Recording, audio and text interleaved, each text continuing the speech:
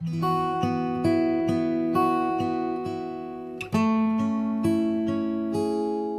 morning, everyone. My name is Sean, and you're listening to the Intern podcast. So we are currently into the first week of 2016, and I would like to take this opportunity to wish all of our audience a happy new year. So today in the studio, we have two people. Firstly, we have Kayong. He's one of our guides at Dialogue in the Dark Singapore. Hi, Kayong. Hello, everyone. Hello. And secondly, we have Atika, who is in charge of EIT. Hi everyone. So, Atika, what exactly is EIT?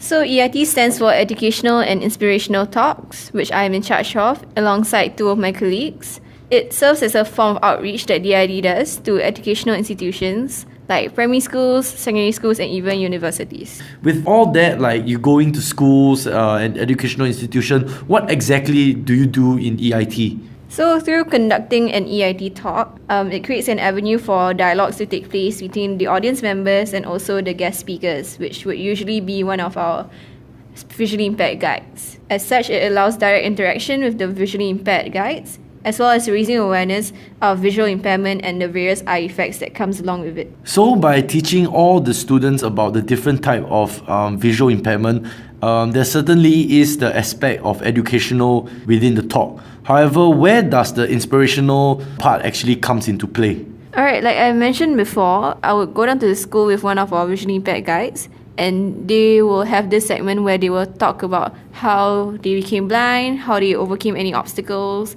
and so on and so forth. So audience members are able to actively interact with the visually impaired people, and they get to ask questions that they don't normally get the opportunity to, and also they get to clear any misconceptions they have about the visually impaired. What is so unique about this EIT? The EIT talk allows for students to gain a better understanding of how the visually impaired live their daily lives and how they had to adjust to the change. It also exposed the students to social inclusion and to the marginalized people in our society. So that's where educational and inspiration name came from. Okay, so other than that, may I actually know from you, Kayong, actually, what are some of the misconceptions that people have about visual impairments?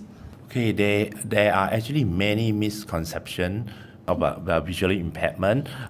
One major one is that all visually impaired people cannot see at all.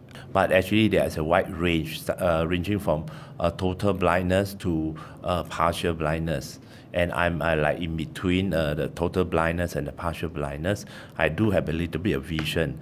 I have to name another myth, and that is a lot of people will think that the visually impaired people will not be able to use the ordinary technology that you use, like the iPhone or computers, but we do use them with assistive technology.